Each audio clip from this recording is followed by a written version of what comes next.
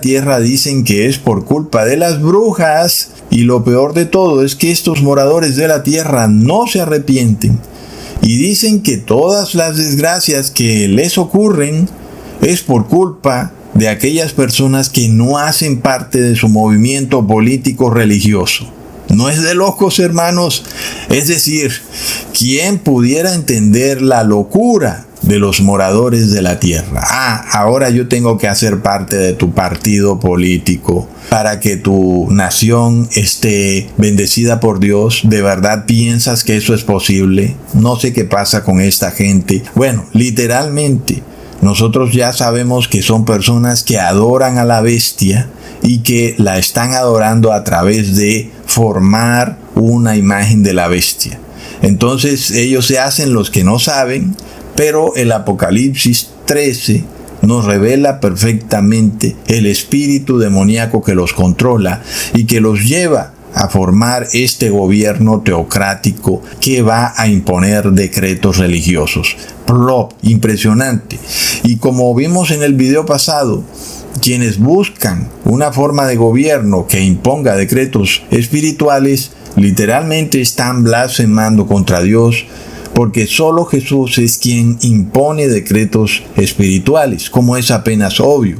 Un gobernante no puede hacerlo porque él no murió por el mundo, no derramó su sangre en el madero, entonces no tiene autoridad para imponer decretos espirituales. La única autoridad que tiene es la que los moradores de la tierra le dan, y en ese caso, sobre ellos sí tiene autoridad espiritual. Entonces, el gobernante empieza a unir el poder civil con el poder espiritual, y sin embargo, solo Jesús tiene autoridad sobre el poder espiritual. De esa forma, aquellos que empiezan a buscar en el poder civil una forma de poder espiritual están renunciando completamente a la autoridad de Jesús, y eso significa que Jesús no puede expiar sus pecados. Es impresionante. En teoría, quien debería ahora expiar sus pecados sería el gobernante. Pero como obviamente eso no es posible, entonces por eso son llamados moradores de la tierra. Porque a la final nadie puede expiar sus pecados y no pueden entrar al cielo. Por eso no son llamados moradores del cielo. Y este es el tercer punto que para mí es impresionante, hermanos, porque este pasaje de Apocalipsis 13 no solo nos está revelando este movimiento político religioso y nos está mostrando que, aunque esto tiene apariencia de cristianismo, es un movimiento que viene del demonio, pero además nos revela la coherencia impresionante de la Biblia, sobre todo en un libro como el del Apocalipsis. ¿Verdad, hermanos? Un libro que parecía no tener ningún sentido en absoluto. Y como que tú le dices a una persona, lee este libro, y la persona dice, no entiendo nada. Y cuando tú reflexionas sobre este concepto de moradores de la tierra y moradores del cielo, como que parece que no tuviera ningún sentido, ¿verdad? Sobre todo porque ¿acaso no son todos los que viven en la tierra moradores de la tierra? ¿Y acaso la iglesia de Cristo no vive en la tierra y sus integrantes no deberían ser también moradores de la tierra? ¿Cómo es que la iglesia de Cristo está formando una imagen de la bestia, verdad, hermanos? Pues no tiene sentido nada hasta que entendemos que la iglesia de Cristo, al estar sometida a la autoridad de Cristo, no son ya llamados moradores de la tierra, sino moradores del cielo. Pero los que buscan que el poder civil expíe sus pecados pasando decretos religiosos, inclusive si ese decreto dice adoren a Jesús, pues esas personas no están bajo la autoridad de Jesús, sino que están bajo la autoridad espiritual de la bestia, y por eso son llamados moradores de la tierra, porque le han dado la espalda a Jesús, lo están traicionando. Y físicamente, literalmente están perdiendo su salvación eterna por un plato de lentejas, porque a la final ni siquiera les están dando un contrato del gobierno. Literalmente, no sé por qué se han unido a este poder político religioso. Son personas que supuestamente buscan que la sociedad sea restaurada. En fin, a la final se cumple lo que dice ese versículo. Es por cierto poder del pastor que hace señales y que los lleva a creer todo lo que diga ese pastor, aun y cuando nunca habíamos visto que un pastor pidiera que una persona votara por cierto gobernante, lo cual debería ser una señal de alerta, pero en estas personas no lo es, porque ellos le están dando la espalda y están traicionando a Jesús. Impresionante, hermanos. Ahora, los pastores evangélicos, como siempre han sido, son expertos en sacar versículos fuera de contexto para hacernos creer que el poder civil sí tiene poder espiritual y que un gobernante sí puede pasar decretos religiosos. Miremos este versículo que está siendo muy usado por estos pastores evangélicos para engañar a estos moradores de la tierra, si es que realmente pueden ser engañados, o más bien ellos se autoengañan muy gustosamente. Leamos en Daniel capítulo 2, versículo 20 al 21. Y Daniel habló y dijo: sea bendito el nombre de Dios de siglos en siglos, porque suyos son el poder y la sabiduría.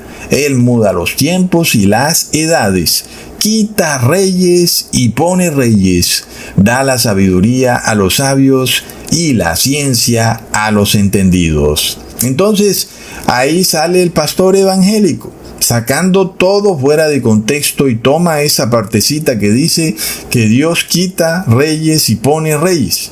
Y no por nada los pastores evangélicos son el falso profeta, porque uno nunca debería hacer eso cuando se está enseñando doctrina bíblica. Nunca puedo tomar yo una partecita y empezar a recitar durante media hora una doctrina basado en una partecita de un versículo, ¿verdad, hermanos? Y de esa forma cualquiera puede caer en ese engaño, ¿verdad? A la final, pues es lo que leemos: Dios quita y pone reyes. Entonces, cualquiera de estos pastores te hace creer que el nuevo gobernante viene en nombre de Dios, porque Dios quitó al anterior gobernante y ahora ha puesto uno nuevo, ¿verdad? Eso también querría decir que si Dios lo ha puesto como gobernante, entonces ese gobernante puede pasar decretos religiosos, ¿verdad? Son todas estas deducciones alocadas que las personas empiezan a hacer en su mente. Y eso parte de sacar un versículo fuera de contexto, ¿verdad? Entonces, a la final es lo que te da a entender el falso profeta. Por eso el versículo de Apocalipsis 13 se cumple de una manera contundente. Hace señales. El falso profeta hace ciertas señales que hacen que estas personas que lo siguen terminen uniendo al Estado y a la iglesia. Y esas señales son precisamente tomar estos pequeños pasajes de un versículo y sacarlos fuera de contexto. Y de un momento a otro tú puedes caer engañado. Dios quita y pone reyes, ¿verdad? Es lo que dice el versículo. Y no podemos decir que es mentira tampoco, ¿verdad, hermanos?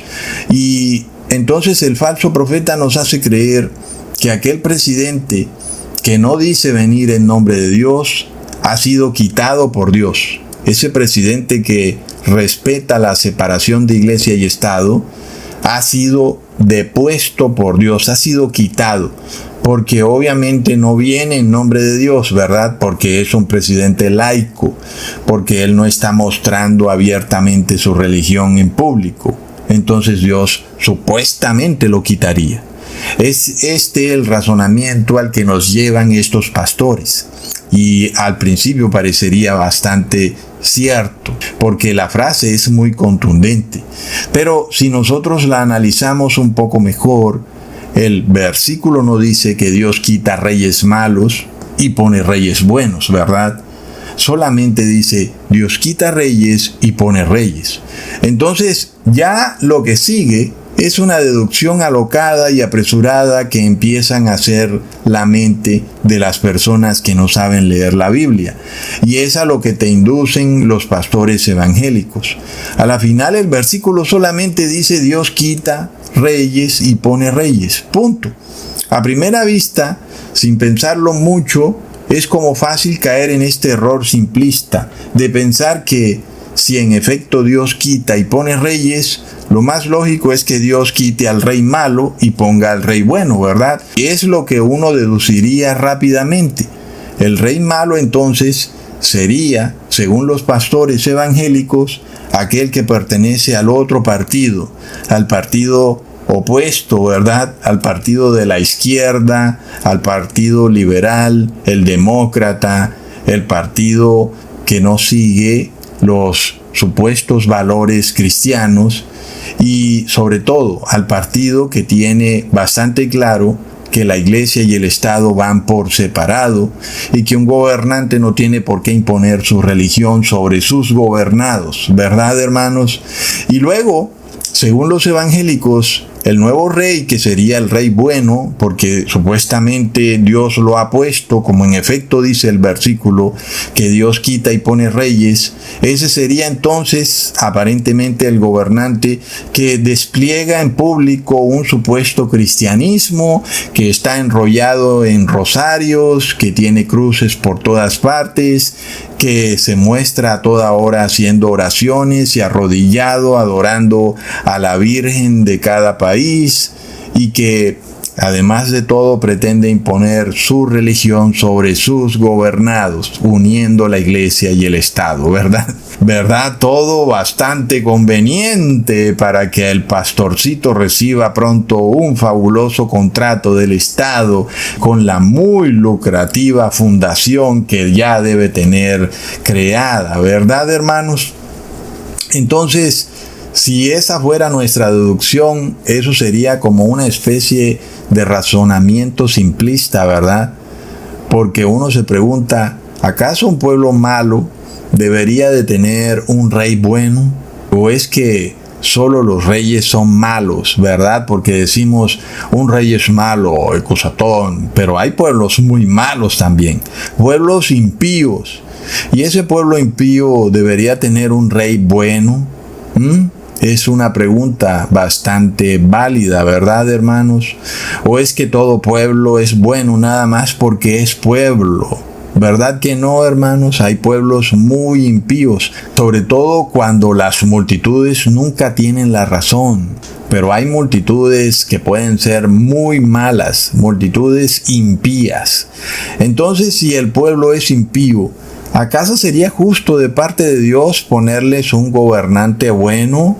O más bien debería ponerles también un gobernante impío, ¿verdad, hermanos? Y de hecho es así. Yo creo que Dios es justo y Dios no les da un gobernante bueno a un pueblo impío.